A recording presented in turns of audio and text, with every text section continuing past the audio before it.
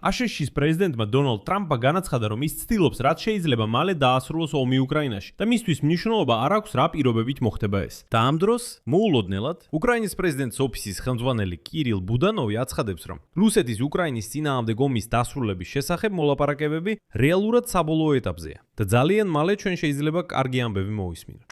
ამავე დროს გახდა ცნობილი, რომ პუტინის წარმომადგენელი კირილ დმიტრიევი სასწრაფოდ გაემგზავრა ამერიკის შეერთებულ შტატებში, რათა დონალდ ტრამპის ადმინისტრაციასთან მოლაპარაკებები გამართოს ომის დასრულების საკისრითაზე. პარალელურად, როგორც იცით, უკრაინამ და რუსეთმა თანხმობა განაცხადეს სააღრდომო ზავის შესახებ, ხოლო პრეზიდენტი ზელენსკი ამტკიცებს, რომ რუსეთმა ომის გასაგრძელებულად სტრატეგიული რეზერვის გამოყენება დაიწყო. არხვა ასე ყველაფერი. მოდით გავარკვიოთ. მე ალექსეი პეჩიوار. მოდით ერთად განვიხილოთ ეს თემა.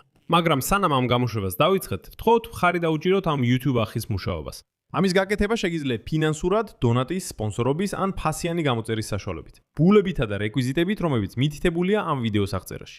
იქ არის ყველა პლატფორმა, სადაც ამის გაკეთება შეგიძლიათ. მადლობელი ვიქნებით თქვენი ნებისმიერი მხარდაჭერისთვის.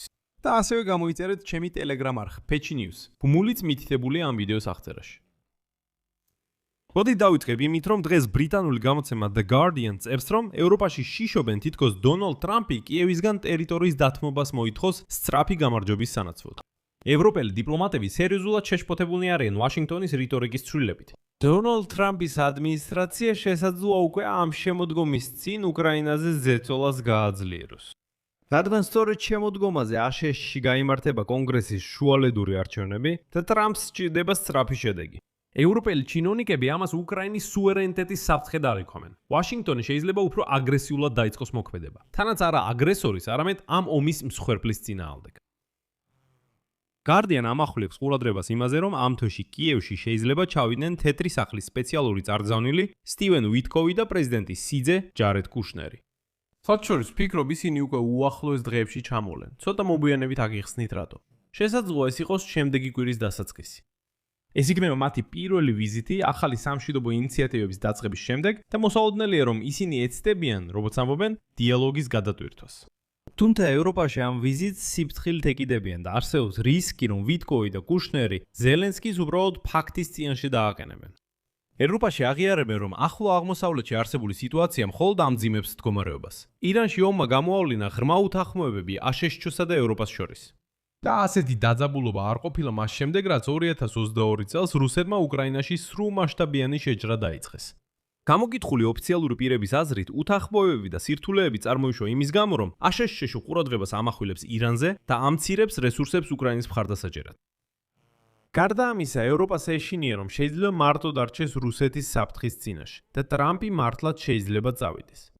რაც შეეხება იმას, რომ ტრამპის წარმომადგენლები ვიტკოვი და კუშნერი შეიძლება კიევში ჩამოვიდნენ და ზელენსკი ფაქტის წინაშე დააყენონ, ასეთი ალბათობა ნამდვილად არსებობს და ის ძალიან მაღალია. ახლა აგიხსნით რატო.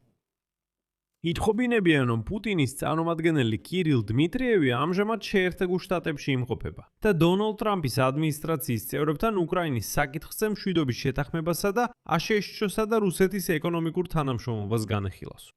საკითხი ისაა, რომ დმიტრიევის ვიზიტი ხდება იმ დროს, როცა აშშ-ში უნდა მიიღოს გადაწყვეტილება რუსეთის ნავთობზე სანქციების შემსუბუქების ვადის გაგრძელებაზე, რომლის ვადაც უკვე 11 აპრილს იწურება. ეს საკითხის დღის წესრიგშია. ანუ დმიტრიევი ცდილობს ამ სანქციების მოხსნის ვადის გაგრძელება მოიპოვოს, რათა პუტინმა კვლავაც მიიღოს შემოსავალი ნავთობიდან. გახსოვთ, სკოტ ბესონტი ამტკიცებდა, რომ ეს დროებითი გადაწყვეტილებაა. ნუ ველოდ, სულ რაღაც ერთ თვეს გაგრძელდება, რადგან ახლო აღმოსავლეთში კრიზისია. ეხლა თითქოს ახლო აღმოსავლეთში ზავი დადგა. სწორედ დროა სანქციების მოხსნის გაუქმება, მაგრამ შეიძლება გაახანგრძლივონ. თუმცა უნდა გვახსოვდეს, რომ ვიტკოვი და კუშნერი წინა შემთხვევებშიც ესაუბრებოდნენ დმიტრიევს და შემდეგ უკრაინას უბრალოდ აბსურდულ მოთხოვნებს უყენებდნენ. ეს გასათვალისწინებელია. თუმცა უკრაინის პრეზიდენტმა ვლადიმირ ზელენსკიმ განაცხადა, რომ უახლოეს მომავალში გაიმართება სამმხრივი შეხვედრა აშშ-ის მონაწილეობით რუსეთის მიერ უკრაინის წინააღმდეგ გაჩაღებული ომის შეწყვეტის საკითხზე. თუმცა ამ შეხვედრის ფორმატი ჯერ საბოლოოდ განსაზღვრული არ არის. ხოლო 4 აპრილს შეგასცენეთ უკრაინის პრეზიდენტის ოფისის ხელმძღვანელმა კირილ ბუდანოვმა დაადასტურა, რომ ელოდება ამერიკელი დეპუტატის ვიზიტს კიევში უკვე აღდგომის შემდეგ. და აქ დააკვირდით რა ხდება. როგორც ამბობენ, ყურადღებით დააკვირდით მოვლენებს.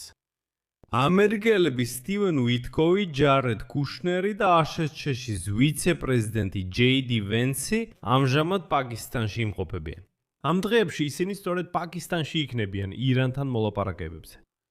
და შესაბამისად, იქიდან აღდგომის შემდეგ, კვირის შემდეგ, ისინი ალბათ კიევში გაემგზავრებიან. ან მთელი ლოგისტიკა მიუთითებს იმაზე, რომ შემდეგი პუნქტი ნამდვილად კიევია. და უკვე დაანონსებულია მათი ვიზიტი. აქ ყველაფერი ემთხვევა. და აქ მოულოდნელად უკრაინის პრეზიდენტის ოფისის ხელმძღვანელი კირილ ბუდანოვი ინტერვიუს აძლევს და ამბობს, რომ კიევსა და მოსკოვს შორის სამშვიდობო მოლაპარაკებები შეთანხმების მიღწევისკენ მიდის. და უკრაინაში ომის მოგვარება შეიძლება ცოტა დრო დასჭირდეს. ბუდანოვის თქმით, რუსეთთან მოლაპარაკებების პროცესში პროგრესია. ბუდანოვი ასევე დარწმუნებულია, რომ ეს პროგრესი არ გაჭიანურდება. თუმცა თავად ბუდანოვმა არ დააკონკრეტა რა არის ეს, რადგან საჯაროდ, როგორც იცით, მოლაპარაკებები უკვე 1 თვეზე მეტი არ ყოფილა. მაგრამ ეს საჯაროდ. როგორც ჩანს, არსებობს არასაჯარო ნაწილი. შემდეგ ბუდანოვის ციტატა. ყველა ვერ ხვდება, რომ ომი უნდა დასრულდეს. აი რატომაც აწარმოებენ მოლაპარაკებებს. არ ვფიქრობ, რომ ამას ბევრი დრო დასჭირდება. ჯერჯერობით ორივე მხარე მაქსიმალისტურ პოზიციებს ინარჩუნებდა მოლაპარაკებებში, რომლებიც აშშ-ის შუამავლობით მიმდინარეობდა. მაგრამ ისინი ნელ-ნელა კომპრომისს უახლოვდებიან. რუსეთსაც აქვს მკაფიო სტიმული შეთანხმების მისაღწევად. ჩვენგან განსხვავებით ისინი საკუთარ სახსრებს ხარჯავენ. ეს უზარმაზარი თანხებია უკვე ტრილიონებში. ამავე დროს ბუდანოვმა უარი თქვა დაეკონკრეტებინა თუ როგორი შეიძლება იყოს შესაძლო კომპრომისი ტერიტორიულ საკითხზე, რომელიც მოლაპარაკებებში ყველაზე რთულია. აი ეს შემაშფოთებელია. და რატო არა? ანუ ბუდანოვი ამბობს, მოლაპარაკებები უკვე თითქმის საბოლოო ეტაპზეა, მაგრამ მე არ გეტყვით როგორ გადავთქვეთ ტერიტორიულ საკითხს. და ბრუმბერგი კრემლში არსებულ წყაროებზე დაბრუნებით აღნიშნავს, რომ მოლაპარაკებები ჩიხში შევიდა, ხოლო მხარეებმა მხოლოდ დააფიქსირეს პოზიციები, რომლებიც ერთმანეთისთვის მიუღებელია. პარალელურად ზელენსკიმ განაცხადა, რომ რუსებმა ფრონტზე უკვე დაიწყეს სტრატეგიული რეზერვის გამოყენება. ამის შესახებ მეტყოლებს რუსეთის დაჯგუფების რაოდენობა უკრაინის ტერიტორიაზე. ერთი თვის განმავლობაში ჩვენ ვანადგურებთ იმდენივე ოკუპანტს, რამდენსაც ისინი მობილიზებენ. თუმცა ამასთან ერთად მათი დაჯგუფების რაოდენობა უკრაინის ტერიტორიაზე იზრდება. ანუ ჩვენ ფიქრობთ, რომ ისინი სტრატეგიული რეზერვის სამხედროების ჩართვით ზრდიან თავიანთ დაჯგუფებას.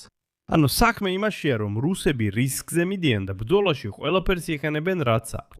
გარდა ამისა, ზელენსკიმ აღნიშნა, რომ რუსები აპრილის ბოლომდე დროშკოვკის, კონსტანტინოვკისა და პოკროვსკის ოკუპაციას აპირებენ. ეს დონეცკის ოლქშია. მაგრამ მათთვის ეს შეუძლებელი იქნება. ეს შეუძლებელია, მაგრამ ისინი უკვე არაერთხელ განსაზღვრავენ ვადებს და ეხლა ასეთ მიზანს ისახავენ. უკვე გიამბეთ ბრიტანეთის დაზვერვასთან შეხვედრის შესახებ, ჩვენ მათთან დობით ახსავსე ურთიერთობა გვაქვს. ასე რომ მათაც არ მიეჩნიათ, რომ რუსებს ამის გაკეთება შეუძლიათ. მაგრამ კიდევ ერთხელ საქმე იმაშია, რომ რუსები ეხლა შეიძლება ყველა ძალა ბრძოლაში ჩართონ, რათა ფრონტზე რაიმე წარმატებას მიაღწიონ და შემდეგ ის გამოიყენონ მოლაპარაკებებზე ზეწოლის ბერგედად. ასე რომ ძალიან დიდი ალბათობაა, რომ უახლოეს მომავალში მოლაპარაკებების ახალ რაუნდს ვიხილავთ. აქ წერტილებს დავასვამ. თქვენი აზრები და დასკვნები კომენტარებში დაწერეთ ამ გამოშვების ქვეშ. გამოიწერეთ ახი, დააწექით ზარს და არ დაგავიწყდეთ ლაიქის დაჭერა. თუ გსურთ ამ YouTube არხის მუშაობის მხარდაჭერა, ამას ფინანსურადაც შეძლებთ. ნებისმიერი დონატის, ფასიანი გამოწერის ან სპონსორობის საშუალებით YouTube-ზე. ყველა ბმული და რეკვიზიტი თუ როგორ გააკეთოთ ეს მოცემულია ამ ვიდეოს აღწერაში. იქაც წერია ალექსეი პეჩიის არხის მხარდაჭერა. აირჩიეთ თქვენთვის მოსახერხებელი ფორმატი. მადლობელი ვიქნები თქვენი ნებისმიერი მხარდაჭერისთვის. ამით ყველაფერი დასრულდა. იზრუნეთ საკუთარ თავზე. ყველას მშვიდობით.